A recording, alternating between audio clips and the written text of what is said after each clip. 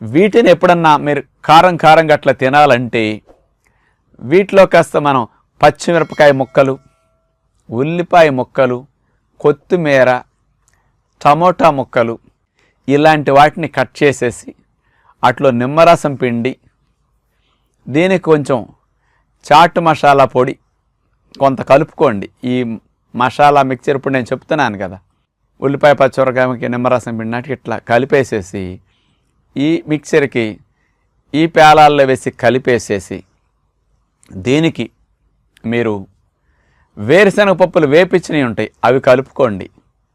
వాటిని మొక్క చెక్కలా చేసినవి ఉంటాయి కదా మీకు, అలాంటివి కలిపేసుకుంటే ఈ ఒక ఐటమ్ లాగా ఈరోజు ఇన్ని తినేసేసి ఒక ఫ్రూట్ తినేసారంటే లేకపోతే 2 ఫ్రూట్స్ తినేసారంటే ఒక ఆహారంగా డిన్నర్ అయిపోతుంది.